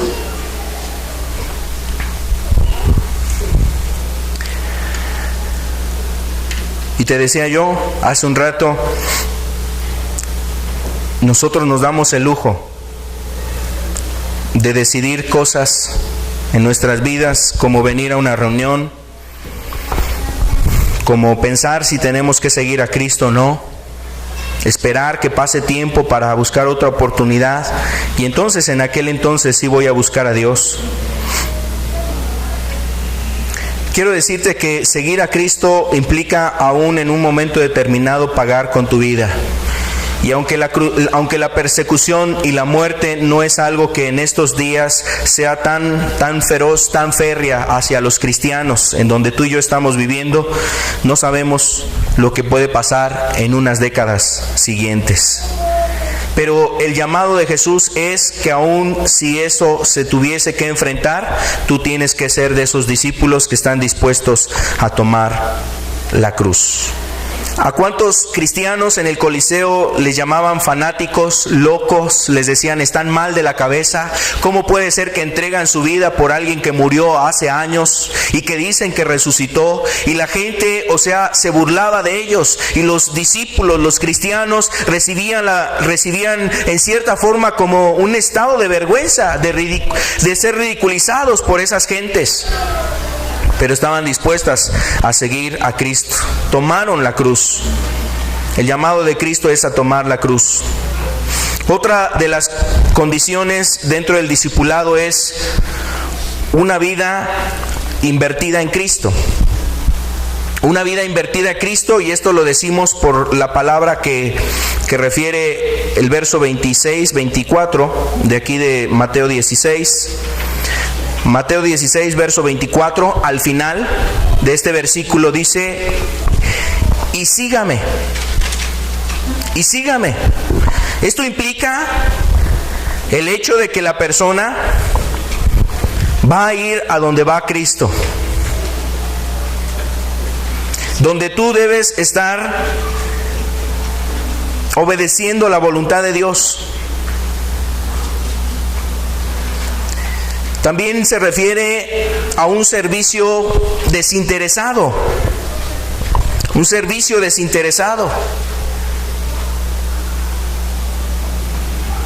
A veces la gente quiere buscar a Dios para que le solucione sus problemas maritales, económicos, su situación familiar con los hijos, etcétera, etcétera. Pero buscar y seguir a Cristo tiene que ser, obviamente, de una forma desinteresada. Habla de entregarlo todo, como ya habíamos visto en el caso de Mateo, de Leví, lo entregó todo. Estuvo dispuesto a dejarlo y a renunciar todo por seguir a Jesús, así como los discípulos en aquel entonces sabían que ese llamado implicaba dejar a padre, a madre, dejar sus tierras, sus trabajos, dejar sus oficios, dejar esas cosas. Y esto no es, en este momento no es esa la invitación, que tú dejes tu trabajo. A lo que se refiere es que tú estás dispuesto a dejarlo todo si es lo que Dios te está pidiendo. No es el motivo ni la causa para que alguna persona idee y fantasee y diga: no, pues es que Dios me está enviando a que yo le predique a las personas y a las almas. Y entonces voy a dejar a mi esposa, voy a dejar a mis hijos, voy a dejar mi trabajo para irme a predicar a las almas. O sea, no es en ese sentido. La vida invertida en Cristo se refiere a una vida que está dispuesta al servicio y a una entrega absoluta a Dios, que en el momento en que Jesús te llame para una encomienda, una cuestión que Él tiene para tu vida, tú estás dispuesto a hacerlo. Y sabes, a veces nosotros hemos visto la necesidad o vemos la necesidad. A veces eso implica el que tenemos que sacrificar cosas de nuestras vidas. Tenemos que dejar cuestiones que aún nos pudieran ser lícitas para ir a visitar a un enfermo, para ir a predicar la palabra en un hospital, para ir y visitar a gente necesitada. Y eso implica precisamente una vida invertida en Cristo. Porque a veces hasta lo que es lícito, el cristiano debe de hacerlo a un lado para buscar agradar a su Señor y para hacer la voluntad de su Señor. Bienaventurado, dice, sois cuando vuestro Señor viniere y os halle así trabajando. Y muchas veces la vida la invertimos en nuestros tiempos libres. Es decir, una vida invertida en las cosas de Cristo solamente en los tiempos libres. O solamente cuando ya descansé, cuando ya pasó ciertas cosas, ahora sí, ya si me sobra tiempo, hago lo de Dios. No. Una vida invertida en Cristo es una vida que está pensando y considerando las cosas de Dios. Y continuamente ve y piensa en las necesidades de Dios. Y quizás, mira, soy el primero y el más indicado para echar mano de este texto, de esta parte de la Escritura, aplicarla a mi vida. Pero ojalá detrás de un servidor vengan varias personas que se den cuenta de la necesidad de invertir nuestra vida en Cristo. Una vida llena de servicio desinteresado, que sea paciente, que sea tolerante, que esté dispuesto a servir a la gente, de ir y buscar a las personas enfermas, de ir y visitar a gente necesitada, de ir y ayudar a las personas que no han sido visitadas en una cárcel. No hay lugares que han sido visitados por personas entre nosotros. No hay cárceles que sean visitadas por nosotros. No hay personas que estén siendo atendidas a lo mejor en su necesidad. No hay personas que están siendo visitadas y atendidas en el hospital, en una cama ahí. O sea, hay personas, hay hermanos que han estado haciendo cosas así, pero ¿cuánto más hace falta? Hay gente necesitada, niños que están creciendo en medio de un ambiente de perversidad, de maldad, y no hay quien les predique la palabra de Dios. No hay jóvenes, no hay mujeres, no hay varones, no hay familias que se levanten a poner un comedor, a servir a las almas necesitadas, a buscar como familias, a lo mejor también ayudar al pobre, ayudar al huérfano, visitar a la viuda. ¿No es esta la religión limpia y sin mácula delante de Dios? Y eso habla de una vida invertida en Cristo, donde el cristiano está buscando cómo hacerle para que el reino de Dios se extienda. Cómo buscar visitar a esas almas. Cómo ir y predicarles, cómo servirles, cómo atenderles, cómo llevarles la palabra de Dios, cómo hacerles llegar las cosas que puedan ser de bendición y de edificación. Y a veces no solamente es pensar en lugares remotos, una sierra. Yo creo que sí, la verdad hay mucha necesidad en las sierras. Hay muchos lugares que México necesita escuchar la palabra de Dios. Pero vayamos más próximos, tu propia familia. Tu padre, tu hermano, tu primo, tu vecino, la gente cercana a ti. Familiares que a lo mejor no has visitado de hace mucho tiempo. Gente que está enferma y que te enteras que está en un hospital y de repente necesita ayuda y consuelo. Una vida invertida en Cristo, buscando cómo servir a Dios, cómo hacer la voluntad de Dios, cómo hacer las obras de Dios. Para que vean los hombres vuestras buenas obras y glorifiquen a vuestro Padre que está en los cielos. Hemos oído cómo la gente luego cuando se les visita en un hospital, se les reparte un café, se les da una torta, se les habla del evangelio, gente que se les va a visitar, no sé, 3 horas de camino, 4 horas de camino, 6 horas de camino a otro lugar de la república y se les visita para llevarle la palabra de Dios. Y dice la gente luego, es que ¿cómo hacen esto? Y no lo digo por halagar a alguien o por alabanza de alguien, lo comento porque la gente aún se da cuenta de que eso habla de algo distinto, de gente que realmente tiene una vida invertida en las cosas de Dios. Y hay gente que necesita oír la palabra de Dios. Hay gente que necesita que alguien se les visite, se les predique, se le hable de las cosas de Dios. Y de entre los presentes, pues seguramente hay varias personas que ya conocen la palabra de Dios, que ya han oído el mensaje, y si tú no les puedes predicar, y si tú no te sientes listo y preparado, pues dales un folleto, una Biblia, dales ahí un CD, un DVD, dales algo que pueda hablarles y acercarles a las cosas de Dios, algo que realmente pueda bendecir sus vidas. Primeramente está obviamente nuestro testimonio como cristianos, como personas que queremos buscar a Dios. Pero hay más herramientas por las cuales y con las cuales podemos trabajar de una manera digna de nuestro Señor en su reino, para llevar una vida o tener una vida invertida en Cristo. En esto es glorificado mi Padre. En esto es glorificado mi Padre, en que llevéis mucho fruto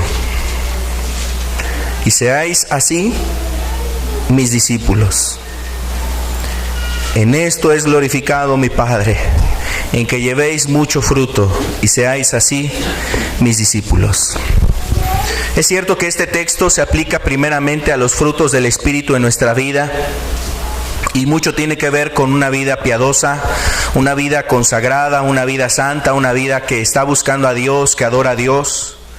Pero no son los únicos frutos que espera Dios en nuestras vidas. Los otros frutos que espera Dios es almas que podamos traer a los pies de Cristo, personas que podamos acercar a las cosas de Dios. Y primeramente el fruto más importante, pues obviamente sí es esa salvación en nuestras vidas. Pero además de esto, está el fruto precisamente de poder llevar a otras personas a los pies de Cristo. Y en esto es glorificado el Padre, en que llevéis mucho fruto. Y dice aquí la Escritura, es una distinción de un discípulo de Cristo. Y seáis así mis discípulos. Vemos que el ministerio de Cristo fue difícil, lo hemos comentado, como el ministerio de Cristo fue un tiempo difícil. Había mucha oposición, el mismo diablo se concentró en atacar a Cristo.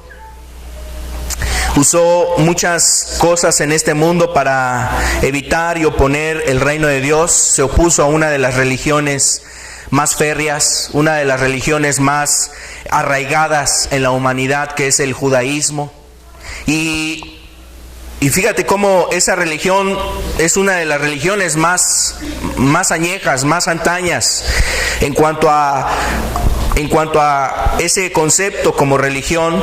O sea, es una de las cosas más acuñadas en la humanidad. Y fue una de las religiones en las cuales se opuso a Cristo.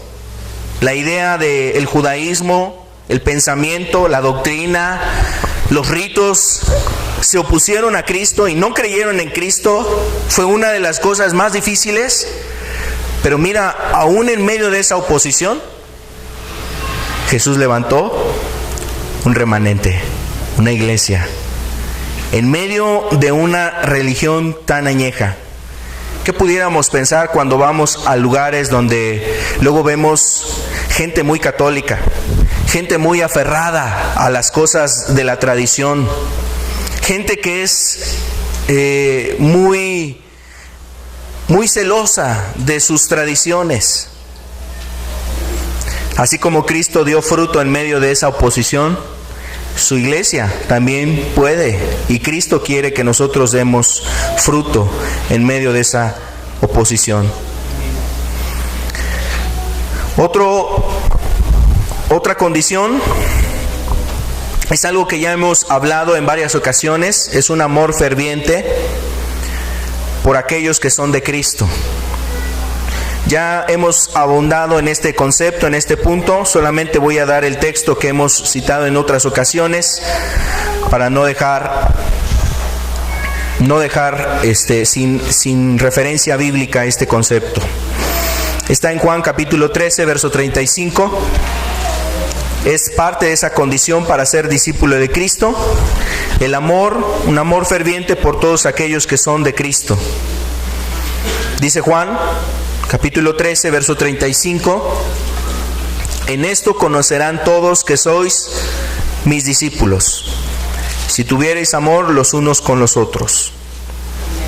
Y fue un lema, fue una ordenanza, un mandamiento que en la primera iglesia quedó realmente muy grabado, quedó muy claro. Y era una iglesia, la primera iglesia. Tú ves el libro de los Hechos, en los primeros versículos, empiezas a observar cómo, en los primeros capítulos, empiezas a observar cómo esta iglesia tomó en serio esta ordenanza: amor los unos para con los otros. En esto se conocerá que son mis discípulos, el amor de unos para con otros. La permanencia en la palabra es otra condición que habla la Escritura para ser el discípulo de Cristo. Una permanencia. La palabra permanecer significa aquel que es constante, aquel que persevera, aquel que prosigue, que tiene una continuidad. Y obviamente se refiere aquí a la palabra de Dios. Vamos a ver Juan capítulo 8, el verso 31. Juan 8:31 dice: si vosotros permaneciereis en mi palabra, seréis verdaderamente mis discípulos. Si vosotros permaneciereis en mi palabra, seréis verdaderamente mis discípulos. Permanecer. Y eso habla que la palabra de Dios, después lo ahondó un poco más el apóstol Pablo diciendo, o el Espíritu usando al apóstol Pablo diciendo: la palabra de Dios mora en abundancia en vosotros. La palabra de Dios debe de ser algo que debe de permanecer. Y ya decíamos que una verdadera iglesia se guía bajo los términos de la Escritura. La Biblia es su norma de conducta. La Biblia es como su constitución. La Biblia es precisamente aquel que establece, o aquello que establece la manera de vivir delante de Dios. La palabra debe de permanecer en un discípulo. Y cuando esto permanece, pues el discípulo lleva la palabra donde quiera que está. En su casa, en su trabajo, manejando, yendo a otro lugar, visitando a otras personas, saliendo del país, a donde va, el discípulo lleva la palabra de Dios para ponerla obviamente por obra, para guardarla, para obedecerla. Otra condición, la última, es precisamente rechazarlo todo por seguir a Cristo. Rechazarlo todo por seguir a Cristo. Está en Lucas capítulo 14, verso 33. Así pues, cualquiera de vosotros que no renuncia a todo lo que posee, no puede ser mi discípulo. Cualquiera de vosotros que no renuncia a todo lo que posee, no puede ser mi discípulo. Debe de haber esta actitud, disposición a rechazar todo por seguir a Cristo, y sobre todo aquellas cosas que te estorban para buscar a Dios. Si es una relación ilícita, debes de estar dispuesto a rechazarlo. Si es un trabajo que te corrompe, que está afectando a tu prójimo, debes de rechazar, estar dispuesto a rechazar eso. Quiero comentarte, por ejemplo, para dar un testimonio de cómo murieron los discípulos de Cristo y cómo tomaron realmente estas condiciones en su vida. Jacobo, el hijo de Zebedeo, Jacobo, que era el hermano de Juan, el apóstol Juan, murió decapitado, le cortaron la cabeza después en el año 44 después de Cristo. Felipe murió crucificado en el año 54 después de Cristo. Son tiempos aproximados. Mateo, dice la historia que él murió traspasado por una espada. Matías tomó el lugar de Judas. Matías fue el que tomó el lugar de Judas y fue apedreado a causa de Cristo, y finalmente fue decapitado. Andrés, otro de los discípulos de Jesús, fue el hermano de Pedro. Él murió crucificado. Pedro, el apóstol Pedro, fue también crucificado de cabeza. Judas Tadeo, Él murió crucificado también. Bartolomé fue azotado de una manera despiadada y después fue crucificado. Tomás, el discípulo que había dudado de Jesús, el que pidió meter la mano en el costado de Cristo. Curiosamente, el tiempo de su muerte fue atravesado por una lanza. Juan, el apóstol Juan, fue el apóstol que escribió obviamente el Apocalipsis. Fue el único discípulo que no encontró la muerte como un martirio, o no vino la muerte a causa del martirio, sino una muerte natural, ya por su edad avanzada. Murió ya siendo un anciano, el apóstol Juan. Y hay otro discípulo, otro de los apóstoles, el apóstol Santiago, que es Santiago el menor, del cual tenemos la epístola de Santiago en la Escritura, que fue y era el hermano de Cristo, el hermano en carne de Cristo. Él murió también en Jerusalén. En una ocasión, Santiago era uno de los apóstoles en Jerusalén que presidían y dirigían la iglesia, y era un hombre respetado aún por la misma población. Sabían que era un hombre muy santo, era un hombre muy justo, muy honesto. Y en una ocasión, queriendo que él hablara en contra de Cristo, los ancianos, los sacerdotes, le rogaron que fuera hacia el pueblo, en el templo, se dirigiera al pueblo y les hablara, que ya no siguieran invocando el nombre de Cristo. Le suplicaron esto en el tiempo de la Pascua, la celebración judía de la Pascua, y aprovechando esa oportunidad, llevaron a Santiago a una región alta del templo y lo pusieron delante de la multitud para que él hablara en contra de Jesús. Sin embargo, obviamente Santiago, que era un hombre que amaba a Dios, que amaba a Jesús, que había creído en Jesús como el Mesías, él les habló y les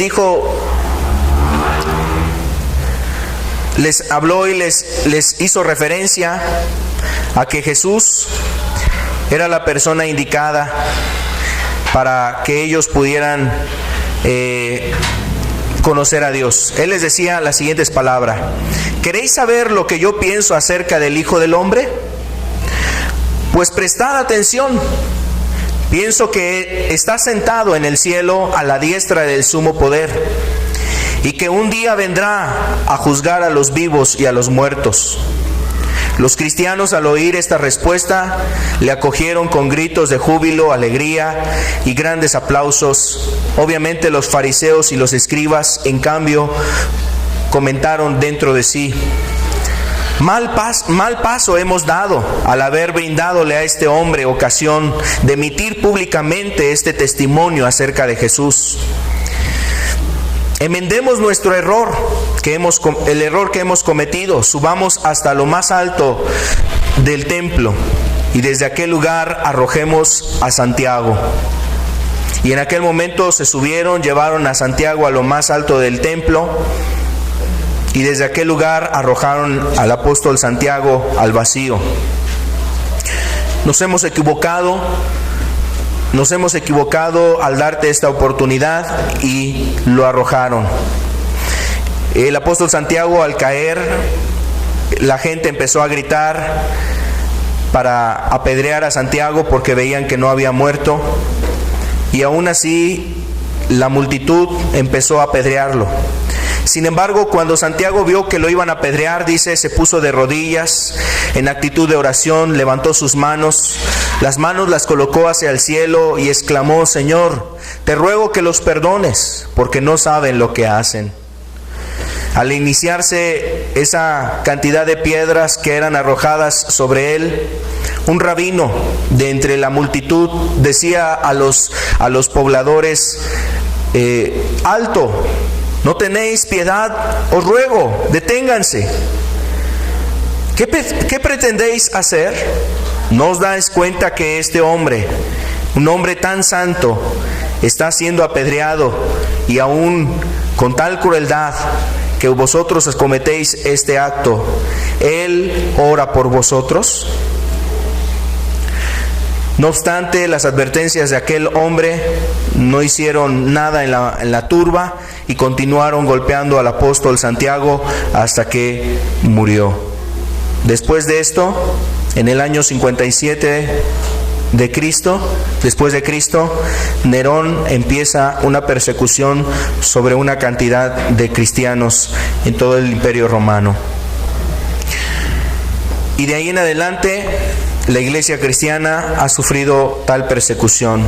Lo que quiero resaltar de este testimonio es precisamente cómo al ver un verdadero discípulo de Cristo, la gente percibe quién es un verdadero discípulo de Cristo.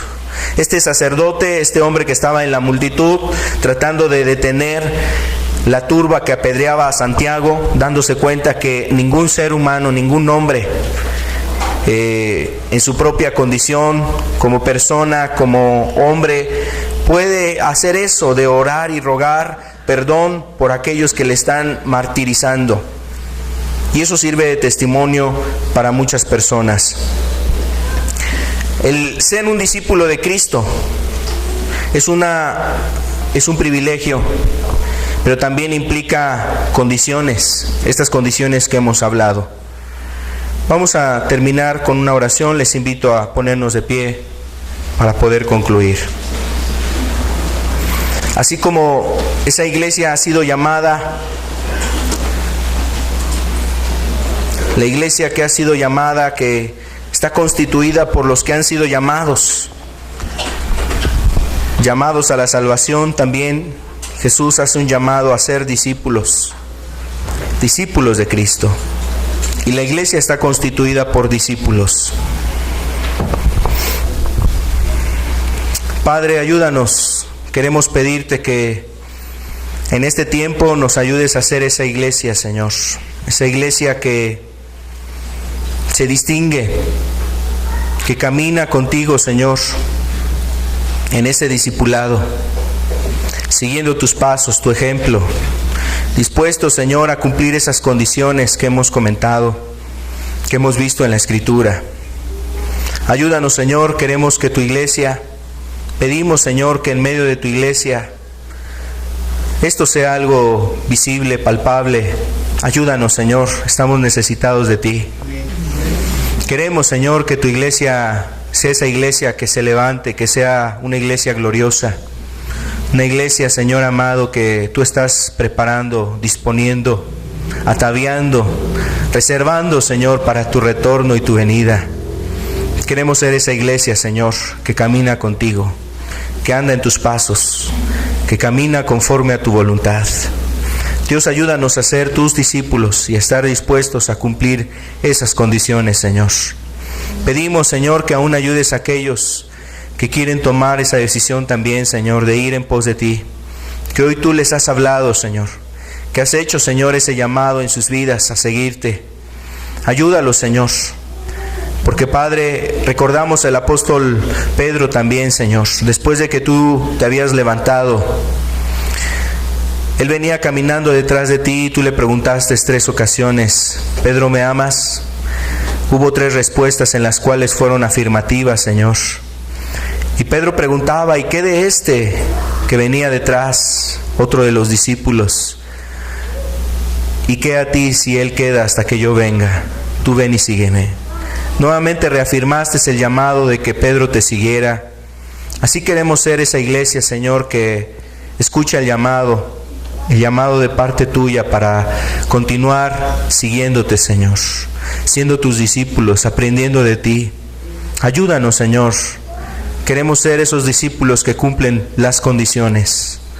Que sea tu Espíritu el que nos ayude y el que nos guíe, Señor.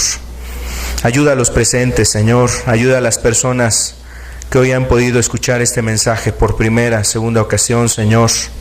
Que seas tú hablando a sus vidas. Te lo pedimos, Señor. Nos ponemos en tus manos y te damos gracias, Señor. Amén. Amén. Pues es un llamado que Dios reitera para cada uno de nosotros, un llamado para los que nos han acompañado por primera o segunda ocasión, que han estado asistiendo regularmente. Es un llamado a seguir a Jesús y cumplir estas condiciones. Estamos para servirles. Dios les bendiga. Con la ayuda de Dios estamos aquí la siguiente semana. Que tengan buena tarde.